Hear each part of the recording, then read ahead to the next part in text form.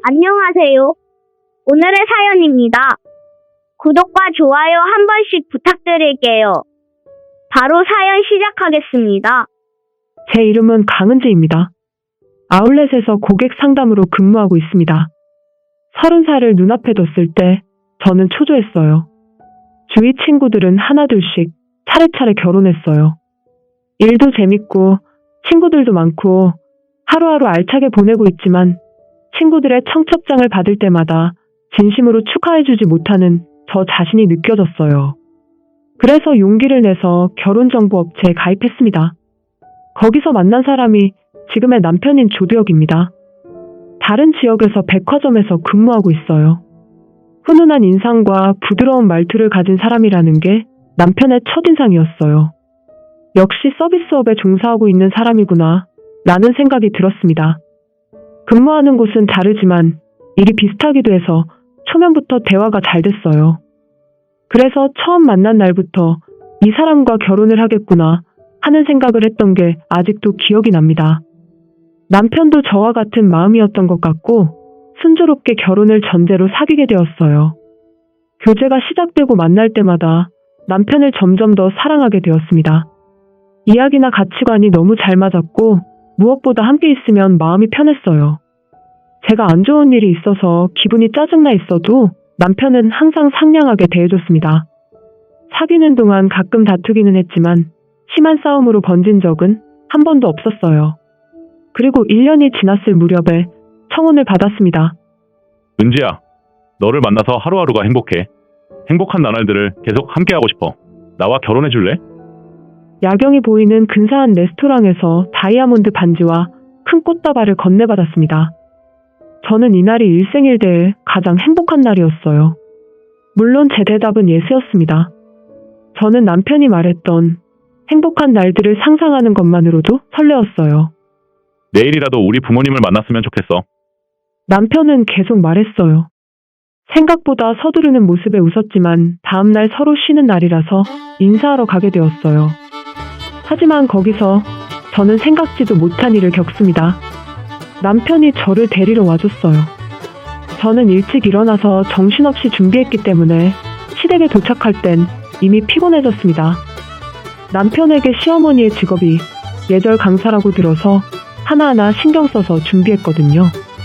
인품이 아니라 예절 때문에 첫인상이 안 좋은 것은 싫었기 때문에 최대한 준비할 수 있는 것은 준비하려고 했어요. 시댁에 도착하자 시어머니가 한바구음으로 맞이해 주셨어요. 어머, 많이 춥지? 어서 들어와. 라고 말하며 거실로 안내해 주셨어요. 예절 강사인 만큼 몸짓 하나하나가 달라 보였어요. 시어머니의 모습을 보고 긴장해서 손에서 땀이 잔뜩 나고 있다는 걸 깨달았습니다. 거실에 가니 시아버지가 앉아 계셨어요. 시아버지는 회사에서 임원을 하는 것 같아요. 말투는 상냥했지만 매우 품격 있는 사람입니다. 제가 챙겨온 선물을 건네드리고 긴장하면서 이야기를 나눴어요.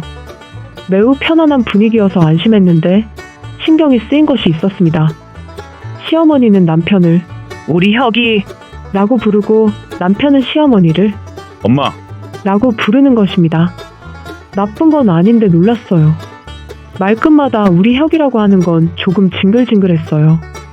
남편은 외동아들이고 지금까지 계속 부모님과 함께 살았기 때문일지도 모릅니다. 도심에 부모님 집이 있어서 독립할 일이 없었겠지 싶었는데 어쩌면 독립해 나가 사는 걸 시어머니가 막았을지도 모른다며 쓸데없는 상상을 했어요. 한편 저는 고향은 전주인데 대학 진학을 계기로 해서 서울로 올라왔었어요. 그리고 우리 집은 모자가정입니다. 태어날 때부터 아버지가 없었고 아버지 얼굴을 본 적도 없어요. 항상 엄마랑 둘이 지내서 사이좋아 보이는 시댁 식구들이 너무 좋아 보이고 부러웠어요. 즐겁게 이야기하다 보니 어느새 계속하고 있던 긴장도 풀렸습니다. 그랬더니 시어머니가 대뜸 말했어요. 그런데 언제 이사 와? 우리 혁이 방에서 두 사람이 살려면 좁을 것 같아서 벽을 트고 옆방이랑 합칠까 생각하고 있거든. 저는 머리를 망치로 한 대 맞은 기분이었습니다. 시어머니 말은 결혼하면 시댁에 들어와서 살라는 말이었죠. 하지만 저는 그런 얘기를 들은 적이 없었어요.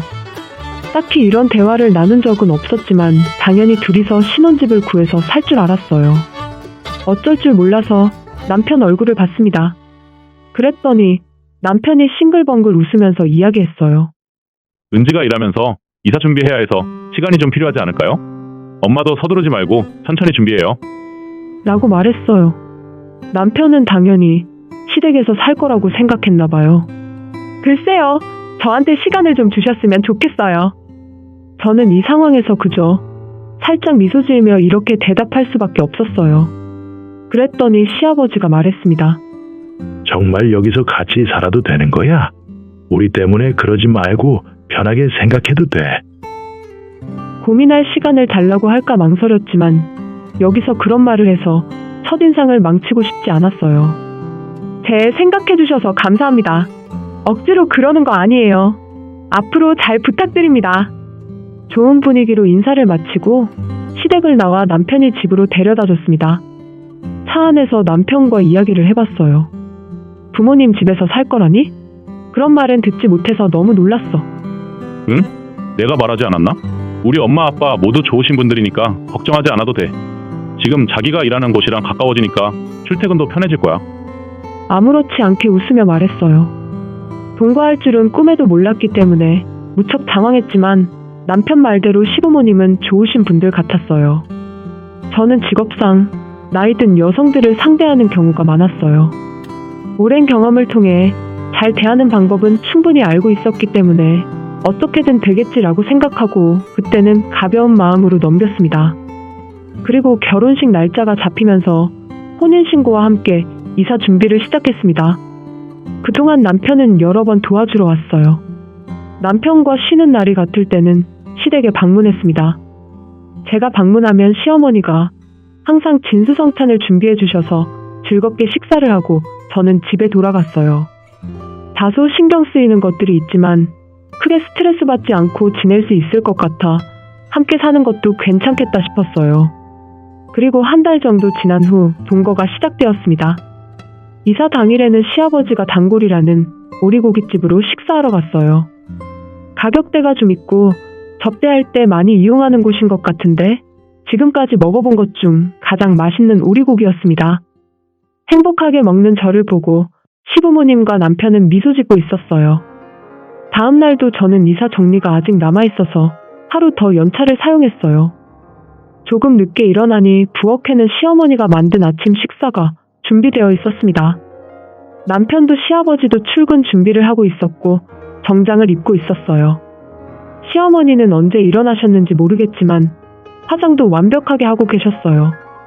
이런 와중에 제 모습이 뭔가 부끄러웠습니다. 어머, 어제 잘 잤어? 그래도 그렇지. 그런 차림으로 나오면 안 되지. 시어머니께서 미간을 찌푸리셨어요. 저는 동거 첫날부터 큰 잘못을 했다고 생각했습니다. 뭐 어때서 그래? 오늘 쉬는 날이라잖아. 며느라 괜찮으니까 그냥 앉아. 시아버지가 다행히 제 옷차림과 부스스한 모습에 대해 괜찮다고 말해주셔서 부끄러운 마음은 있었지만 그냥 아침 식사를 하기로 했습니다. 남편은 특별히 아무 말도 하지 않았어요. 남편과 시아버지가 출근하고 집에 시어머니와 단둘이 남게 됐어요. 며느라, 아직 잘 모르는 것 같으니까 말하는 거야.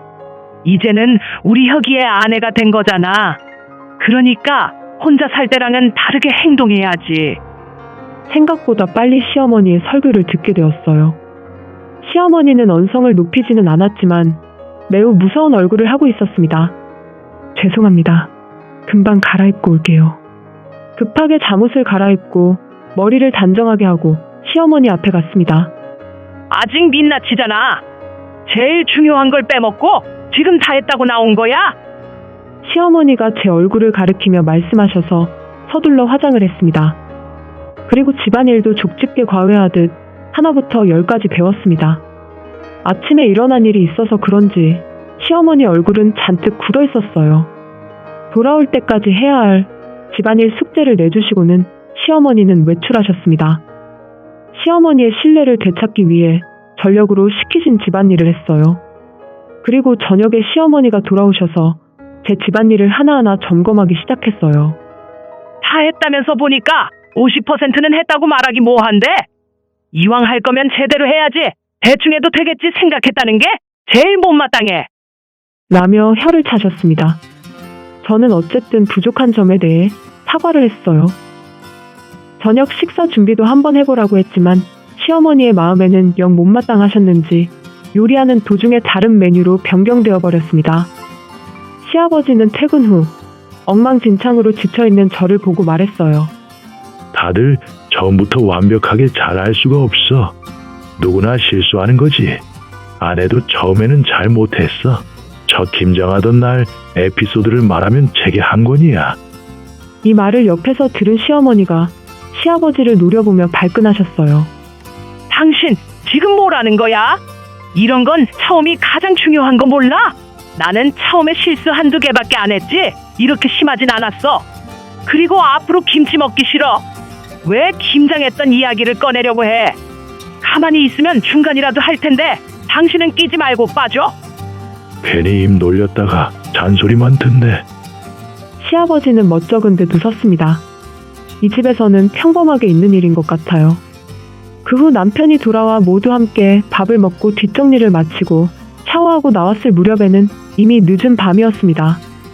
상당히 피곤한 날이었고 침대에 누워서 남편과 이야기하며 잠을 청했을 텐데 알고 보니 눕자마자 잠들었습니다. 그 다음 날부터 시어머니한테 혼나지 않도록 새벽에 일어나서 완벽하게 준비를 하고 혼나면서도 시어머니가 아침 식사 준비하는 것을 도와드리고 난 뒤에 출근했습니다. 일이 끝나면 서둘러 귀가해 저녁 준비와 뒷정리를 했어요. 일도 서서 하는 일이고 집에서는 매번 혼나고 사과하는 게 일이었습니다. 쉬는 날이라고 해도 일찍 일어나서 준비해야 해요. 매일같이 고된 생활에 피로는 풀리지 않고 쌓여갔어요. 이제는 체력적으로나 정신적으로 한계가 왔습니다. 자기 전에 남편에게 속마음을 이야기했어요. 우리 엄마가 괴롭히고 싶은 게 아니라 여보가 잘 배웠으면 하는 거 아닐까? 여보가 열심히 하면 아마 아무 말도 못 하실 거야. 라고 제가 필요 이상으로 혼나고 피폐해진 걸 알면서도 결국엔 시어머니 편을 드는 남편이 얄밉고 싫었습니다. 어느 날 시어머니와 남편이 집에 없고 저와 시아버지가 집에서 쉬고 있을 때였어요. 아침 일찍부터 시어머니가 평소처럼 엄하게 말씀하시면서 나가셨어요. 아까 말한 것들 오늘 꼭 해야 해. 나중에 돌아와서 했는지 확인할 거야. 저는 시어머니가 나가신 후 크게 한숨을 쉬며 거실로 향했습니다. 그러자 방에 있었을 시아버지가 거실에 앉아 계신 걸 깨달았어요. 한숨을 들은 줄 알고 제가 초조한 표정을 짓고 있는데 며느라, 여기 앉아봐. 오늘은 그냥 푹 쉬어. 아니에요. 어머님이 시키신 건데 해야죠. 안 해도 돼. 요새 계속 무리하고 있는 거 아니야? 일도 하고 있으니까 그냥 할 수 있는 범위 내에서 하면 돼. 시아버지 말씀을 듣고 정신을 차려보니 눈물이 나고 있었어요. 울어서 죄송해요. 그냥 마음이 좀 지쳤나 봐요. 왜 울고 그래? 괜찮으니까 오늘은 아무것도 하지 말고 푹 쉬어. 일단 밀린 잠부터 좀 자둬. 그리고 오늘은 며느리가 제일 좋아하는 오리고기 먹으러 가자. 시아버지는 저를 가끔 도와주셨지만 직접 다정한 말을 해주신 것은 이번이 처음이었어요. 저는 눈물이 멈추지 않았어요. 그만큼 저 자신이 많이 힘들어하고 있다는 걸 깨달았습니다. 시아버지의 말에 마지못해 어쩔 수 없다는 느낌으로 방에 들어가 오랜만에 잠을 푹 잤습니다.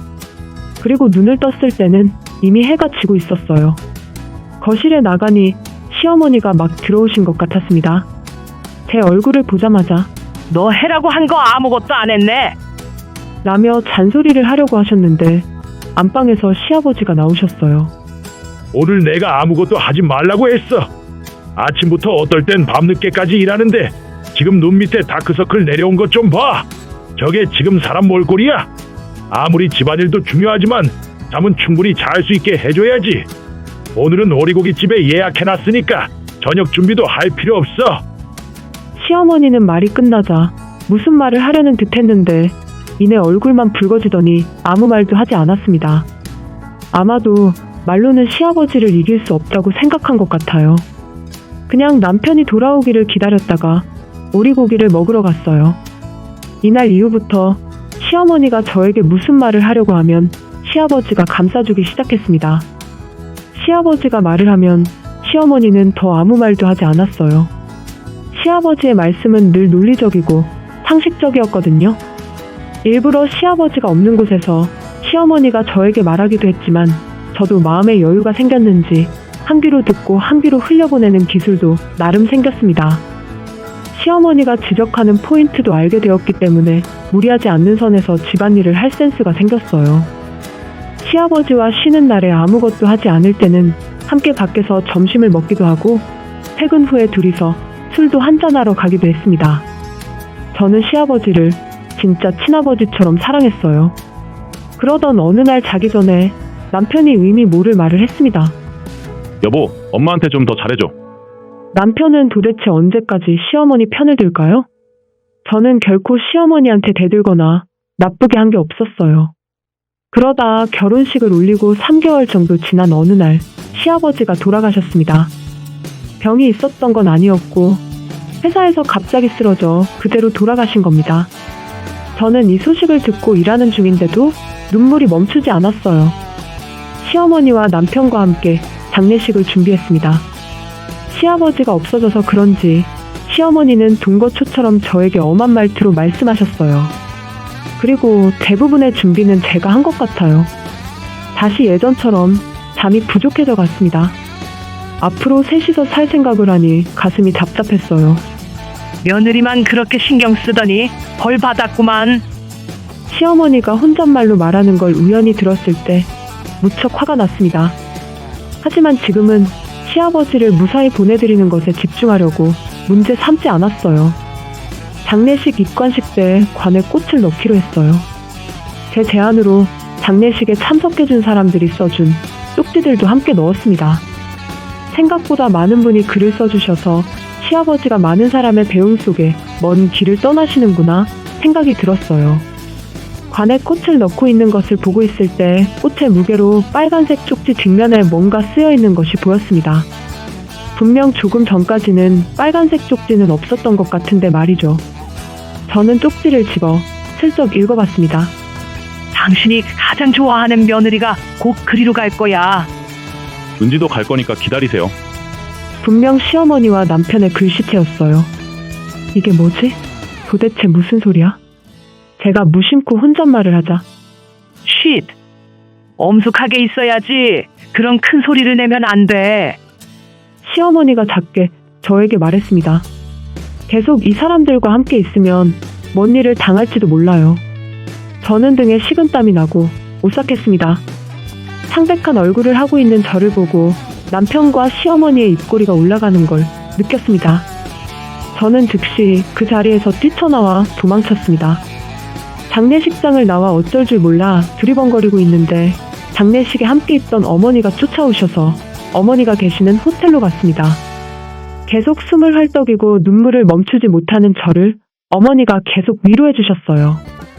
어느 정도 안정이 될 때쯤 남편에게 전화가 왔습니다. 여보, 무슨 일 있어? 장례식 도중에 말도 없이 어디 간 거야? 그렇게 오래 자리 비우면 어떡해? 지금 어디야? 이제 당신이랑 어머님 보고 싶지 않아. 그래? 진심이지? 그러면 이혼해야지 뭐. 남편은 예상했다는 듯이 어이없어하며 답했어요. 그리고 전화를 바꿨는지 시어머니의 목소리가 들렸습니다. 그래. 이제 나한테서 없어져줘서 고마워. 저는 공포스러워서 전화를 끊었어요. 어머니와 함께 경찰서에 갔는데 쪽지는 이미 사라지고 없었습니다. 무슨 일을 당한 게 아니라 해줄 수 있는 게 없었다고 했어요. 더 이상 만나고 싶지 않아서 변호사를 통해서 이혼 서류를 작성하기로 했습니다. 변호사의 말로는 위자료를 받을 수 있을지도 모른다고 했어요. 이해는 되지 않았지만 어쨌든 관계만 정리할 수 있으면 된다고 생각했어요. 하지만 다음에 변호사를 만났을 땐 생각지도 못한 말을 들었습니다. 시아버지가 유서를 작성한 게 있었고 전 재산을 저에게 넘기라고 썼다고 합니다. 게다가 시아버지의 보험 수령인에 제 이름이 적혀 있었습니다. 저는 이야기를 듣고 한동안 믿을 수 없었어요. 언제부터 시아버지가 이런 것들을 준비하고 있었을까요? 이 사실을 알게 된 시어머니와 남편은 크게 분개하며 모두 위조된 서류라고 깽판을 쳤지만 정말로 진짜가 맞았습니다. 위자료는 받지 못했지만 저는 상당한 액수의 돈을 받게 되었어요. 마지막까지 저를 사랑해주신 시아버지께 너무나 고마웠습니다. 남편의 직장에 제가 아는 사람이 있었기 때문에 장례식에서 있었던 일을 이야기해 주었어요. 예상대로 당연히 소문은 퍼졌고 남편은 물류팀으로 인사이동이 되었다고 합니다. 수당이 줄면서 월급이 형편없어졌다네요. 시어머니도 마찬가지로 소문을 감당하기 힘드셔서 강사일 멈추고 남편과 지방으로 내려갔다고 합니다.